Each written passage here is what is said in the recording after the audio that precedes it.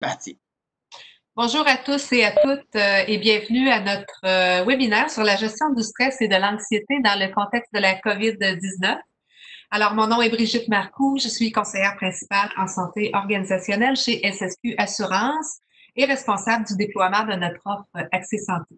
Alors, j'ai le plaisir ce matin d'accueillir Madame Sylvie Roseberry. Alors, Madame Roseberry est titulaire d'un baccalauréat en psychologie de l'Université de Montréal et d'une maîtrise en psychologie du counseling de l'Université McGill. Madame Roseberry œuvre chez Optima Santé Globale depuis 25 ans. Son expertise et sa polyvalence lui permettent notamment d'agir à titre de consultante principale et clinique au programme d'aide aux employés. Et également, elle supervise la réadaptation professionnelle et agit aussi comme coach en santé auprès des gestionnaires et des équipes de la fonction ressources humaines. Madame Roseberry, ce matin, saura nous éclairer sur les différentes manifestations du stress et surtout sur les stratégies à notre portée pour mieux s'adapter à la situation actuelle de la crise sanitaire. Donc, petite technicalité, le webinaire sera d'une durée de 30 minutes. Il sera suivi ensuite d'une période de questions de 10 minutes à la fin. Pour les questions, je vous invite à utiliser le mode clavardage que vous retrouvez sur votre écran en bas au centre pour nous adresser vos questions. Alors, nous pourrons y revenir à la fin de la présentation. Et pour ce faire, vous devez vous adresser directement à moi, Brigitte Marcoux, comme animateur en utilisant la bulle chat. Donc, c'est très important là, de choisir l'animateur pour poser vos questions. Soyez assurés que vos questions nous arrivent à nous, les animateurs, en mode confidentiel. Donc, tous les participants ne verront pas vos questions. Juste avant de céder la parole à Madame Roseberry, veuillez noter que le lien pour ce webinaire sera disponible sur notre site ssq.ca rendez-vous virtuel, donc tout en un mot avec un S à la fin, donc ssq.ca rendez-vous virtuel dans les 24 prochaines heures. Alors voilà, donc Sylvie, à toi la parole. Merci Brigitte. Alors, bien, bonjour tout le monde. Pour la plupart d'entre vous qui devaient être à la maison, moi j'ai fait une exception aujourd'hui. Je suis venue au bureau pour m'assurer là, que tout serait tranquille, qu'il n'y aurait pas de bruit là, pour la conférence. Alors, ça me fait plaisir d'être ici, surtout que le mieux-être et la santé mentale font partie de finalement, de mes dadas un peu, là, de ce que je fais depuis plusieurs années. Alors, je vais parler aujourd'hui de la gestion du stress et de l'anxiété. Sûrement qu'il y a plusieurs choses là-dedans que vous avez déjà entendues. Il n'y aura peut-être pas de grandes nouveautés pour vous, mais je pense que c'est important d'être en mode prévention et de refaire le point sur le sujet pour se rappeler justement qu'est-ce qui est important et comment on peut naviguer à travers une période de pandémie comme ce qu'on vit actuellement. Parce que ça peut amener son lot de défis et de difficultés. C'est sûr qu'aujourd'hui, là, en date d'aujourd'hui, ça fait quand même déjà plusieurs semaines qu'on est en adaptation face au confinement, face à la pandémie. Alors, il y a déjà un bon bout de chemin. On a déjà vécu beaucoup de stress à ce jour, mais quand même, ça continue et il va y avoir aussi la fin éventuelle, la fin graduelle du confinement, la réouverture des entreprises, des écoles, des garderies. Alors, il y aura d'autres adaptations, d'autres préoccupations qui pourront peut-être créer plus de stress et peut-être de symptômes d'anxiété chez certaines personnes en particulier. Alors, on va couvrir aujourd'hui justement c'est quoi le stress, c'est quoi la différence entre le stress et l'anxiété, comment prévenir et comment gérer aussi le tout là, pour rester dans un état de mieux-être le plus possible. Donc, comme je disais hein, il y a quelques instants, c'est sûr que tout a été chamboulé et on n'est pas tous égaux dans la façon dont on peut faire avec ou naviguer dans la pandémie. Il y a des gens qui sont plus favorisés, si je peux le dire ainsi, que ce soit en termes de possibilités de travail à la maison, environnement avec de l'espace, ressources personnelles, financières. Alors c'est sûr que ça aide. Il y a des personnes qui vivent le tout plus difficilement. Peut-être du fait du type de travail qu'ils ou qu'elles font, si on pense par exemple aux gens qui sont dans le milieu de la santé, mais aussi en termes de gymnastique à faire à la maison. Quand on a des jeunes enfants versus quand on n'en a pas, c'est sûr que ça fait une différence. Si on a moins d'espace à la maison, ça peut être plus stressant, ça peut amener des tensions. Donc, il y a toutes sortes de particularités qui font que tout le monde vit la situation, mais un peu différemment. Alors, on va focuser aussi ici aujourd'hui sur les façons de comment on peut améliorer nos capacités d'adaptation et de résilience durant cette période. Alors, le stress, c'est quoi? Le stress fait partie inhérente de nos vies depuis le début des temps. En fait, le stress est nécessaire pour qu'on puisse s'adapter, pour qu'on puisse surmonter les difficultés et qu'on puisse développer des stratégies pour demeurer en vie et demeurer bien aussi. Donc, c'est impossible, selon moi, d'avoir un environnement ou une vie sans aucun stress. Euh, le stress nous permet, par son effet physique ou psychologique, euh, de mobiliser nos énergies afin de pouvoir faire face à l'événement. Alors, c'est bien sûr qu'avant, on parlait des mammouths. On a cet exemple-là fréquemment avec Sonia Lupien, là, qui est chercheur spécialisée sur le stress. Euh, donc, le fameux mammouth, il y a plusieurs millions d'années, c'est sûr que quand il était très gros, ben, soit qu'on se sauvait ou soit qu'on avait assez de flèches et assez d'énergie pour le chasser. Euh, Si on gelait ou si on était paralysé par la peur devant le mammouth, ben là, il y avait vraiment un risque pour notre intégrité, pour notre santé, pour notre vie. Alors, on a encore des mammouths aujourd'hui, sauf que souvent, ils sont invisibles. Par exemple, la pandémie, le COVID, c'est une menace, c'est un stresseur finalement qui est comme toujours présent, mais on ne le voit pas. Mais ça amène son lot justement de stress. En fait, le cerveau ne fait pas la différence entre qu'est-ce qui est un stress qu'on appelle absolu, comme le fameux mammouth, ou le COVID dans certains cas, ou ce qui est la perception du stress. Donc, on va parler de ça aussi. Il y a le danger perçu, puis il y a le danger réel. Le stress, comme je disais, est normal et c'est normal qu'avec les hormones de stress qui sont libérées, l'énergie qui est libérée, le cœur qui bat plus vite, les pupilles qui se dilatent, tout ça, toutes les réactions physiologiques, c'est sûr qu'on peut vivre une certaine anxiété aussi quand on n'arrive pas à revenir à la normale. Parce que habituellement, quand on gère un stresseur, que ce soit psychologique, que ce soit physique, bien, le but, c'est de mobiliser l'énergie, de surmonter le tout et de revenir à la normale. Ou en tout cas, à la normale le plus possible. Actuellement, ça fait des semaines quand même qu'on est en adaptation continue. Et comme je disais, il y a des personnes, oui, c'est plus ou moins facile, mais il y en a que c'est vraiment plus difficile, qui sont peut-être plus vulnérables aussi, qui ont moins de ressources, qui sont moins outillés. Alors, le stress dure plus longtemps et les symptômes peuvent être plus intenses et aigus. Et le but aujourd'hui, c'est de vous sensibiliser à ça pas pour dramatiser, mais plus pour rester vigilant et d'être capable de s'observer puis de dire, bon, euh, qu'est-ce que je suis en train de vivre? Est-ce que ce sont des réactions normales ou c'est le temps que je fasse quelque chose et que peut-être je consulte ou que je prenne davantage soin de moi?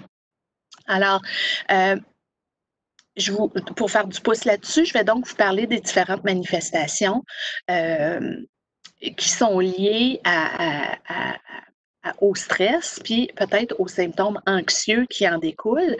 C'est sûr qu'au niveau physique, quand on est sous stress, que ce soit un projet avec une échéance serrée au travail, un collègue qui nous fait la vie dure, une situation difficile à la maison, au niveau du couple, au niveau familial, ou que ce soit une situation de santé, c'est un stress, ça peut amener des facteurs, des manifestations physiques, comme par exemple le cœur qui nous débat, palpitations cardiaques, des maux de tête plus fréquents, Il y en a qui vont être tendus physiquement, alors ils vont avoir davantage des douleurs au niveau du cou, au niveau du dos, des épaules, bas du dos. Ça peut être des problèmes intestinaux. Il y a toutes sortes de manifestations physiques qui sont vraiment, à moins que ce soit relié à un diagnostic médical, mais souvent qui sont reliés à justement un stress accru. Alors, c'est normal, ça fait partie de la vie, mais demeurez vigilant. Et si vous voyez que ça continue, ben, c'est important peut-être d'aller consulter. Manifestations psychologiques aussi ou plus mentales. Alors, psychologique, je pense à l'humeur. Quelqu'un qui va avoir une humeur plus triste, qui va être plus maussade, qui va se sentir plus irritable, hein, qui a moins le goût de sourire, qui a moins de patience, qui a la mèche courte. Ça fait partie des manifestations psychologiques. Au plan mental, avoir de la difficulté à se concentrer, avoir des oublis, des problèmes de mémoire, des problèmes d'attention. Alors oui, ça fait partie aussi des manifestations et des symptômes ou réactions qui peuvent découler de la présence des hormones de stress sur le cerveau. Alors, comme je disais, oui, il y a quelque chose de normal là-dedans, mais quand ça dure et que ça ne rentre pas dans l'ordre, il faut peut-être se questionner davantage. Et il y a des symptômes comportementaux aussi que vous pouvez remarquer chez vous. Ça peut être chez vous-même ou ça peut être chez votre entourage ou des collègues. On est en confinement pour plusieurs personnes. Il y a encore des gens qui sont dans leur milieu de travail, mais il y a une grande partie de la population qui est à la maison. Alors, non seulement on a une coupure au niveau physique, mais il y a des gens qui vont même s'isoler malgré les médias sociaux, les vidéoconférences, tous les moyens qu'on a de rester en contact. Il y en a qui n'auront pas le goût de parler, qui vont s'isoler. Alors, je pense qu'il faut porter aussi une attention à nous-mêmes aussi, aux gens de notre entourage, pour peut-être lever le drapeau rouge ou faire un effort pour demander aux gens comment ils vont, prendre le temps de dire bonjour et au lieu de juste utiliser, par exemple, le chat ou les fameux textos, ben, peut-être de prendre le téléphone.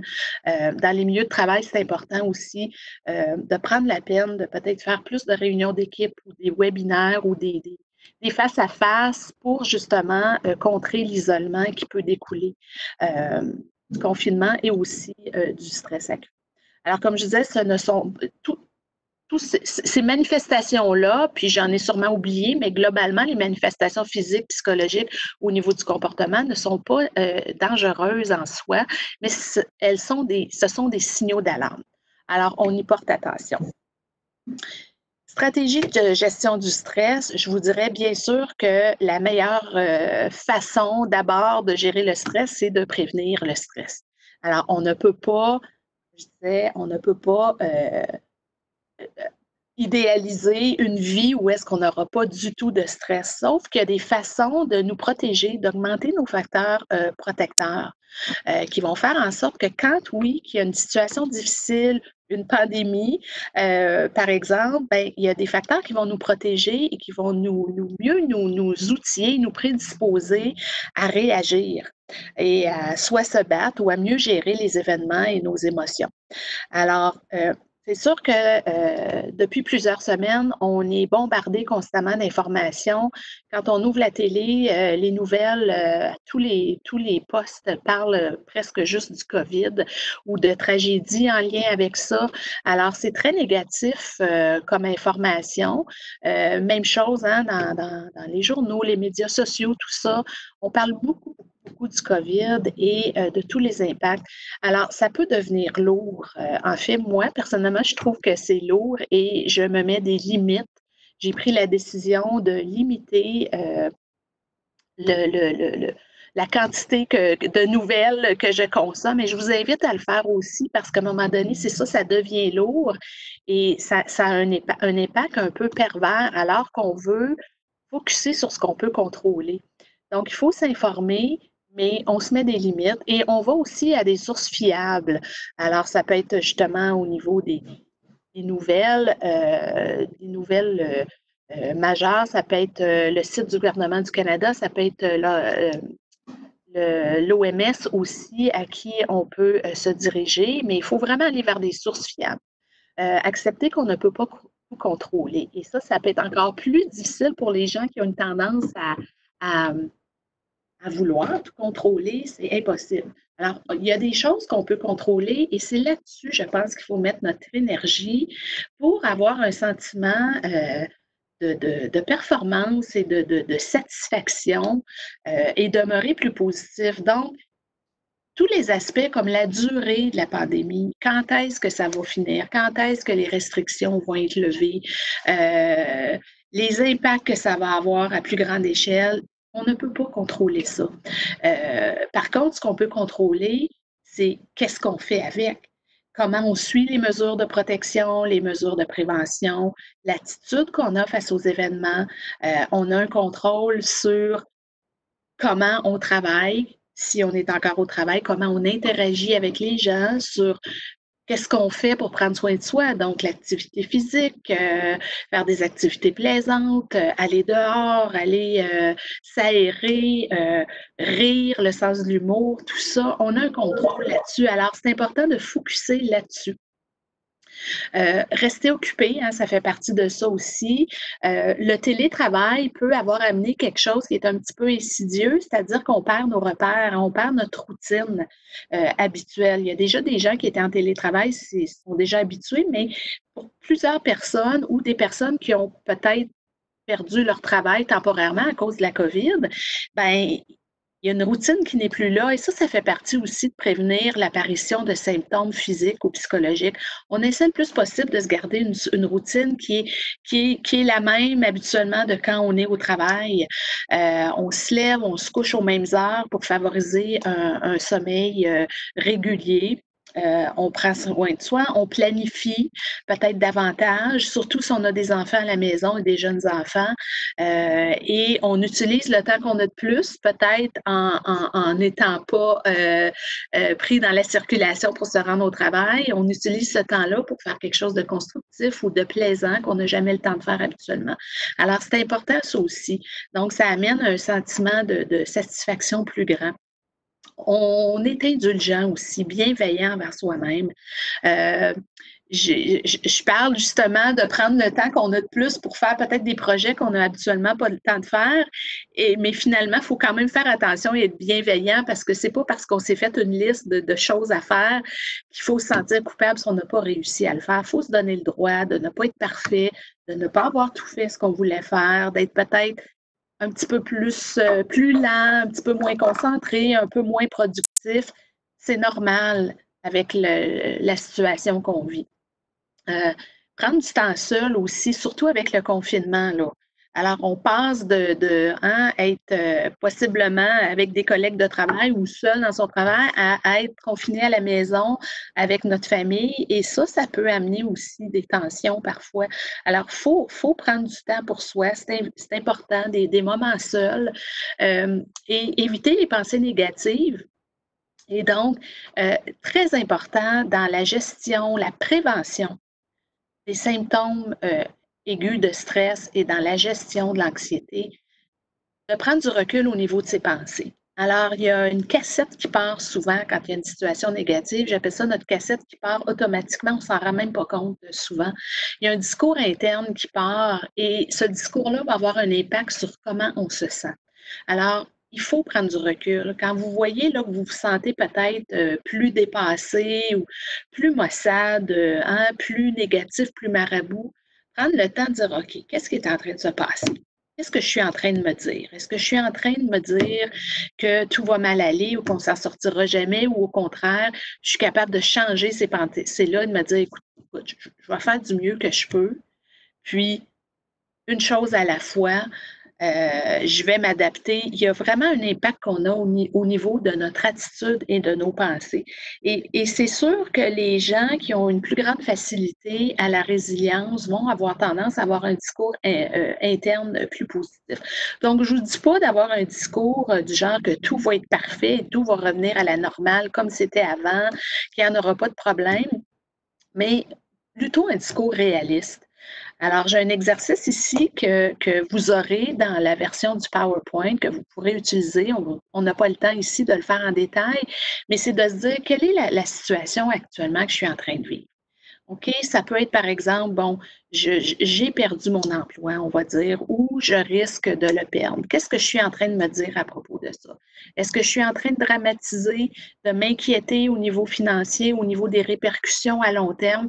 ce qui serait normal aussi de penser à ça, d'être inquiet, mais plutôt que de rester juste dans le négatif, de se dire, ben quelles actions concrètes je peux prendre? Qu'est-ce que je peux me dire? Ben, OK, j'ai telle ressource au niveau du gouvernement, j'ai des questions, est-ce que je peux appeler mon employeur? Je vais y aller un jour à la fois, on va prendre ça graduellement, je vais continuer à m'occuper de moi, de ma famille. Tu sais, le discours qu'on a va avoir un impact sur comment on se sent, parce que si on reste juste dans le négatif, ben on va se sentir probablement beaucoup plus anxieux, inquiet, même peut-être en colère, alors que si on se recadre, on se parle et on se dit: «OK, je vais changer ça aujourd'hui, je suis capable de prendre des actions, je vais focuser là-dessus», on va se sentir plus en contrôle et l'émotion va être plus positive. Donc c'est important de travailler sur justement de prendre du recul et je dis de regarder, soit je dis à des clients: «Essaie de prendre tes pensées puis de les mettre sur un mur là, pour les voir en gros et voir qu'est-ce que c'est et se dire, ben, c'est quoi le positif ou l'autre côté que je peux voir? Et ça aide à se recadrer, à se sentir mieux et se sentir plus en contrôle. Une stratégie aussi que je pense qui est très importante et qu'on oublie parfois, c'est de demeurer reconnaissant envers ce qu'on a au quotidien, que ce soit à travers notre famille, nos amis, nos collègues de travail, la technologie qui nous permet de rester en contact, le printemps qui arrive, les marches qu'on est capable de prendre à l'extérieur encore malgré le confinement, les travailleurs de la santé, un bon café le matin, là, bon, je donne des exemples, mais c'est à vous de trouver les vôtres. Mais je pense que vraiment, c'est important de focuser là-dessus. Puis peut-être quand on a une tendance à s'en aller vers une spirale un petit peu plus négative, de se dire, OK, qu'est-ce qui me fait du bien aujourd'hui? Qu'est-ce que j'apprécie? Hein? Puis juste d'être là en soi et d'être en santé, ben c'est quelque chose qui est important et on devrait en être reconnaissant. Et si on ne file pas ou qu'on est malade, ben il y a des soins qui sont là, même si ce n'est pas parfait. Je pense qu'il faut apprécier ce qu'on a. Alors, donc, c'est à vous de voir comment vous pouvez vous recadrer quand peut-être l'humeur commence à descendre ou être plus négatif, de focuser là-dessus. Ici, dans la diapo, on parle, une stratégie peut être de dire, ben, avant de me coucher, j'écris 3 choses pour lesquelles je suis reconnaissant. Oui, ça peut être ça, ou ça peut être durant la journée. Alors, c'est important ça, la gratitude et faire preuve de résilience. Je vous disais tantôt, il y a des gens qui viennent au monde avec déjà un bagage de résilience beaucoup plus important. C'est comme c'est plus facile et naturel pour eux. Puis il y a des gens qui c'est moins naturel, moins facile, mais ça se développe. Alors, en prenant du recul, hein, comme je disais, qu'est-ce qui est en train de se passer? C'est quoi mes réactions? Qu'est-ce que je suis en train de vivre dans mon corps, dans ma tête, dans mon cœur? Je dis souvent aux clients que ça se présente comment? Ça se manifeste comment ton malaise? Alors, de prendre du recul pour essayer de comprendre et de dire, ben quoi d'autre je peux me dire? Quoi d'autre je peux faire? Quelle action je peux prendre? Alors ça développe la résilience. L'action, c'est la clé aussi de la résilience. Des fois, on est paralysé par l'anxiété et d'être dans l'action, même des petites actions au quotidien pour prendre soin, pour aller de l'avant, ça va augmenter notre résilience et ça va nous aider à faire face aux événements difficiles de la vie. Donc, ça, c'est important et c'est sûr que la résilience aussi, les capacités de gestion de stress, ben, vont être augmentées si aussi on prend soin de notre santé mentale, ce que j'appelle la psycho-hygiène, et la santé physique aussi. Donc, hein, bien manger, se coucher à des heures et se lever à des heures régulières pour avoir un sommeil le plus récupérateur possible, faire de l'exercice, aller dehors, rester en contact. Hein, on parlait des médias sociaux. Alors, tout ça, c'est important et ça augmente la résilience, surtout pour les gens qui trouvent le confinement encore plus difficile parce qu'ils sont tout seuls ou peut-être qu'ils n'ont pas de famille ou peu d'amis. Alors, c'est important, il faut aller chercher de l'aide. Et bon, je vous parlais de voir le bon côté des choses. Ça fait partie, ça, de se recadrer au niveau des pensées. Par exemple, mon entreprise a fermé ses portes jusqu'au mois de mai. Bon, C'est pas l'idéal, mais bon, je vais aller vers les ressources qui sont offertes financières au niveau du gouvernement. Et qu'est-ce que je vais faire au quotidien ou à la maison? Des choses que je dis toujours que j'aimerais faire et que j'ai jamais le temps. Alors, on peut focuser là-dessus. Je vais lire 3 livres qui sont en attente depuis des mois. Je vais m'occuper de commencer mon ménage du printemps. Je vais reprendre la peinture. Je vais popoter des recettes qu'habituellement je mets de côté par manque de temps. Alors, il faut voir le bon côté le plus possible, sans que ce soit parfait. Je ne suis pas en train de vous dire que tout va bien aller complètement. Les fameux arcs-en-ciel qu'on voit dans les fenêtres, c'est super. Puis moi, ça m'a fait souvent sourire quand je prends des marches à l'extérieur. Mais ça ne veut pas dire que tout va être parfait. Alors, quand tout va bien, ça peut vouloir dire aussi qu'il va y avoir des obstacles, il va y avoir des journées un peu moins faciles, mais c'est pas grave, on va s'en sortir quand même. Mais il faut mettre les actions pour justement aller chercher du soutien et développer nos stratégies pour faire face. Gérer les symptômes de stress, je vous ai parlé de l'importance de bouger. Alors, les gyms sont fermés, il y en a qui s'entraînaient dans des centres de conditionnement. Alors, c'est important de continuer dans la mesure du possible avec les outils qu'on a à la maison. Ça peut être des marches aussi à l'extérieur. Faire de l'exercice physique, ça libère des endorphines. Et les endorphines aident au niveau pardon, de la gestion des symptômes dépressifs, des symptômes anxieux.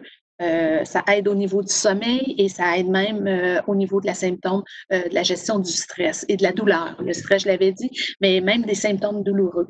Alors, les endorphines sont hyper importantes. Toute activité plaisante, que ce soit de rire, des fous rires, de la méditation, de la relaxation, de la respiration profonde, abdominale, du yoga, tout ce qui vous fait du bien va libérer des endorphines. Alors, je pense que dans le contrôle qu'on peut reprendre dans nos vies, ben, on peut focuser là-dessus aussi. Tout ce qui nous fait du bien, bouger, communiquer, hein? On voit beaucoup en anglais, on appelle ça les memes, là, les mèmes, je pense, en français, hein, beaucoup de farces, d'humour sur le COVID.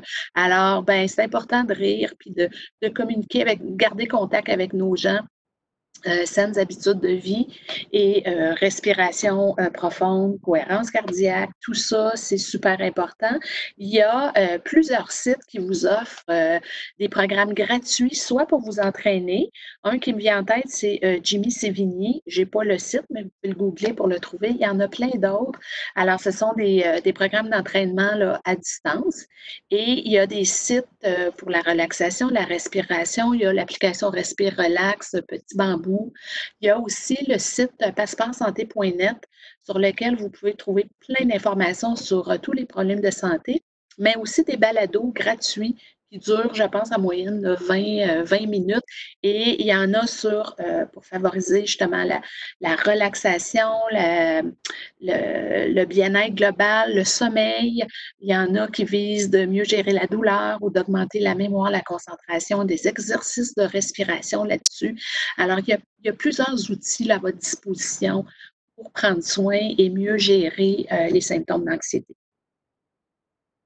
Ici, j'ai un exercice de respiration que je ne ferai pas là parce qu'on va manquer de temps, mais ce que je veux que vous ressortiez de l'exercice, c'est important quand on respire, de respirer au niveau abdominal. Donc, vous pouvez faire une pratique dans vos exercices et utiliser une boîte de mouchoirs et la boîte doit lever avec l'inspiration. Souvent, quand on est stressé, on respire au niveau thoracique seulement, de façon très rapide ou saccadée, alors qu'on sait avec les recherches qu'on doit respirer au niveau abdominal pour libérer le diaphragme. Et ça, en retour, ça a un effet sur le système nerveux central et le retour de l'apaisement. Donc, la respiration est très importante. Puis ça, ben, c'est gratuit, ça ne coûte rien.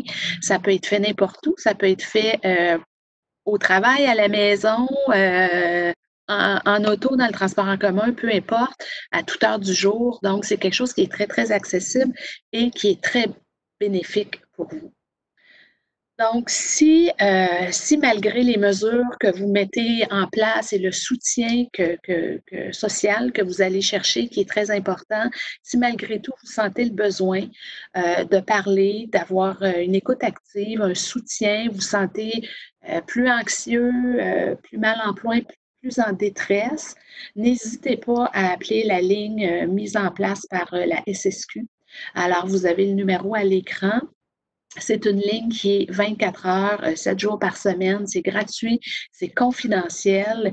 Et dans le fond, quand vous appelez, la personne va évaluer vos besoins et vous diriger à un intervenant pour vous aider dans cette période plus difficile. Alors, ça peut être quelques sessions, mais ça peut être aussi peut-être juste une session. Ça peut être aussi des fois d'aller chercher des conseils au niveau financier ou légal si jamais c'est des situations où la pandémie ou le confinement ou une perte d'emploi, par exemple, contribue à des préoccupations financières et légales, ça peut augmenter le niveau de stress. Il y a ça aussi qui est disponible dans votre programme d'aide aux employés. Et comme je vous dis, le numéro est à l'écran et c'est gratuit. Alors, je vous invite à consulter et puis à rester en contact. Le soutien social est une grande partie de la santé mentale, de maintenir une bonne santé mentale et de gérer l'anxiété. Donc, en conclusion, moi, ce que je vous dirais, c'est que le plus important pour gérer l'anxiété et les symptômes de détresse, c'est de prévenir les stresseurs, mais c'est impossible de prévenir tous les stresseurs. Il y en aura toujours. Alors, on prend du recul, on se regarde, on regarde comment on réagit, les actions qu'on prend concrètement. On se demande, est-ce qu'il y a autre chose que je peux me dire? Est-ce que je peux voir ou percevoir la situation autrement? Est-ce qu'il y a des actions que je peux prendre que j'ai est-ce que je peux passer à l'acte dans certaines actions qui vont me faire du bien ou qui vont m'aider à régler certaines difficultés? Alors, parce que le stress, c'est normal, ça fait partie de nos vies. Un niveau d'anxiété euh, euh, gérable est aussi normal. C'est normal de se sentir anxieux par moment, mais l'important, c'est de ne pas rester là-dedans.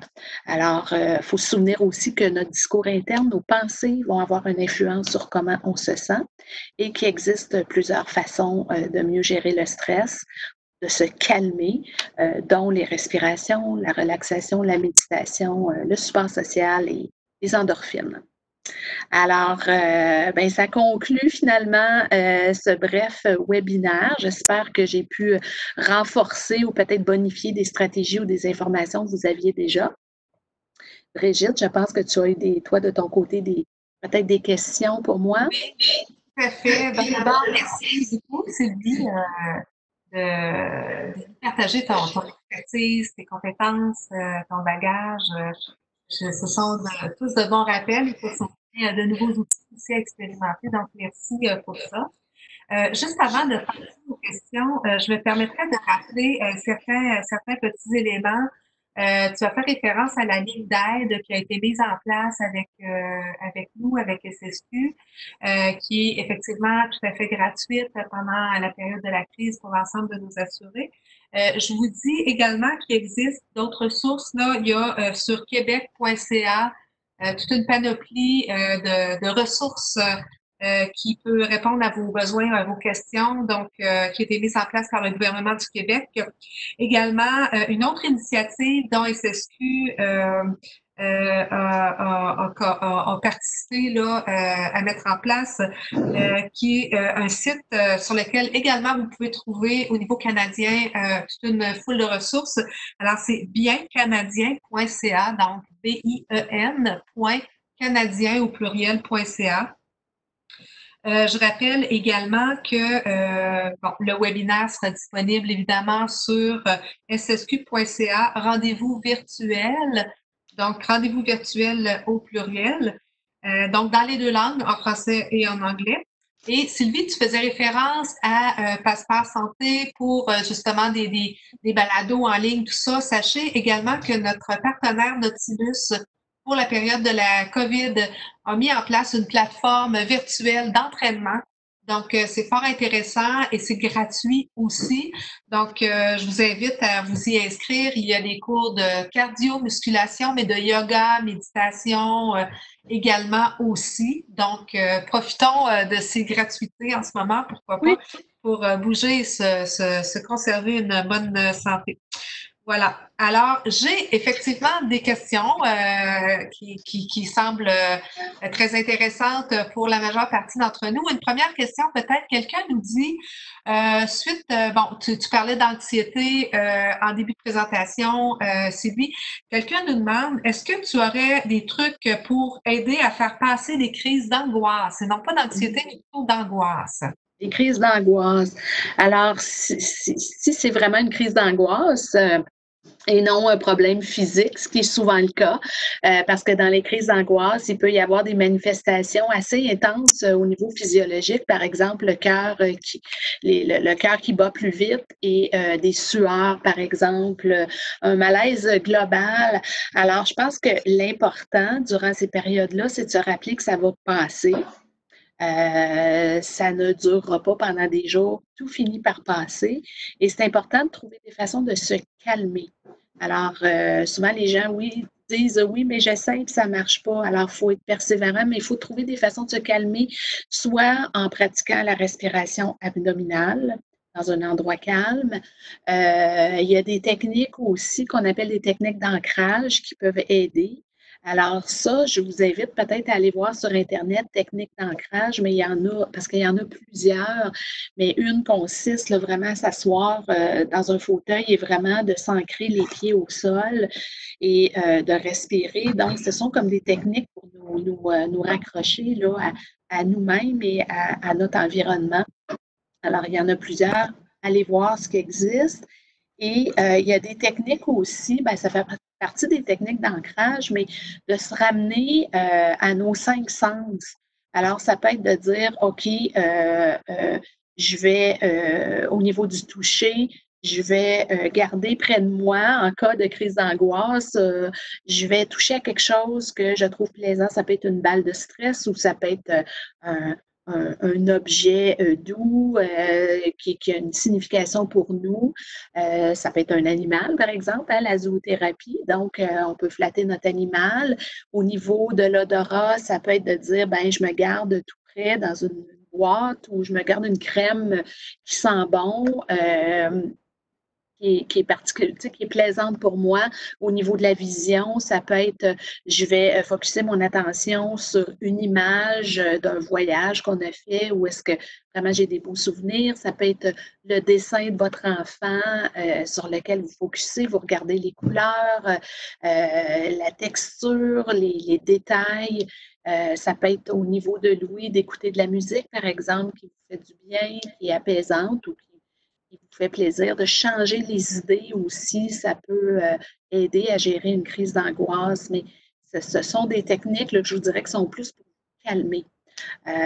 Alors, c'est ce que je suggère là, en gros, mais je vous invite peut-être à aller voir sur Internet ou en parler avec le programme d'aide aux employés aussi pour vous trouver, vous, vos stratégies qui vont vous aider.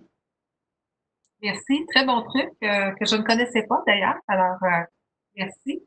Une deuxième question nous arrive de participants aussi. On demande si on a perçu, on a pu mesurer une augmentation des consultations justement dans les programmes d'aide aux employés ou des services d'aide pendant la crise de la COVID. Ben, en fait, on a remarqué, là, si on compare avec l'année passée, cette année, les mois de mars et avril, on a remarqué une petite diminution. Et je ne pense pas que c'est parce que les gens en ont moins besoin, mais je pense qu'avec tout le chamboulement qui a eu lieu dans nos vies et le confinement, c'est possiblement plus difficile pour les gens peut-être d'appeler la ligne si les enfants ou le conjoint sont toujours présents dans la maison ou si le confinement demande beaucoup plus d'organisation. Les gens, je pense, ont moins eu le temps peut-être d'appeler, de se trouver un moment seul et tranquille. Il y a le fait aussi que les consultations qui avaient lieu en personne ont dû cesser, mais rapidement ont été remplacées par des vidéoconférences ou du téléphone. On le faisait déjà, ça, mais je pense que là, c'est encore plus présent. Alors, comme le monde au complet, toutes les sphères de notre vie sont affectées et je pense que ça aussi, ça a été affecté. il y a eu, il y a eu une augmentation des appels, plus je dirais de détresse ou de gens inquiets qui vivaient ça particulièrement difficilement. Mais c'est ça, il y a eu une petite baisse et là, on voit que ça commence les appels commencent à remonter. Ceci étant dit, il n'y a pas eu un arrêt là, des appels au PAE, mais on voit qu'il y a eu une petite diminution qui est compréhensible selon moi. Peut-être qu'il y aura peut-être plus une augmentation lors des retours au travail. En tout cas, ce sera à suivre. Peut-être. Et Ouais. j'ai quelqu'un justement qui vient de la fonction publique, gouvernement du Québec, qui nous dit, par contre, de notre côté, on a observé une énorme augmentation des appels au 1877 du gouvernement. Donc, peut-être on peut penser que, compte tenu qu'il y a des points de presse à chaque jour et qu'on en assure la Oui, promotion des services gouvernementaux, peut-être que les gens ont plus le réflexe en ce moment de se tourner vers les services publics. oui, puis tu sais, je pense, Brigitte, aussi qu'il y a eu beaucoup, tu sais, beaucoup d'appels à faire, tu sais, par exemple, pour les services d'aide financiers d'urgence, tu sais, avec le gouvernement, puis le chômage, tout ça, l'organisation familiale, tu sais, juste aller faire l'épicerie, ça prend, ou ça prenait, mais ça prend plus de temps qu'habituellement.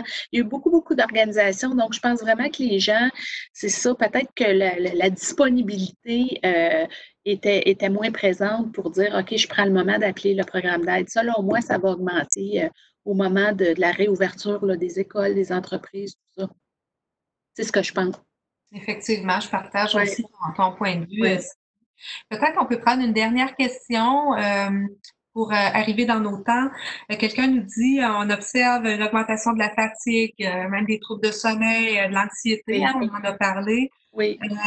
On nous demande, est-ce que vous sentez qu'il va y avoir un impact sur l'incidence des invalidités au travail lorsque les gens reviendront au travail? Ben, moi, je pense que oui. Je pense qu'il va y en avoir une parce que les gens, là, je parle en général, les gens sont déjà en adaptation depuis de nombreuses semaines. Et il y a des gens pour qui ça va être très bénéfique de retourner travailler, mais il y en a qui vont peut-être avoir été fragilisés là, durant la période de confinement. Et au moment du retour au travail, il va peut-être rester des difficultés peut-être au niveau de la productivité, de la mémoire, de la concentration, la fatigue mentale qui va avoir été accumulée. Donc, c'est possible de penser qu'au moment là, de la réouverture de tout, là, que oui, il y a peut-être des gens là, qui vont être au bout de leurs ressources. Alors, je pense que oui, ça se pourrait qu'on voit un impact sur l'incidence des demandes d'invalidité.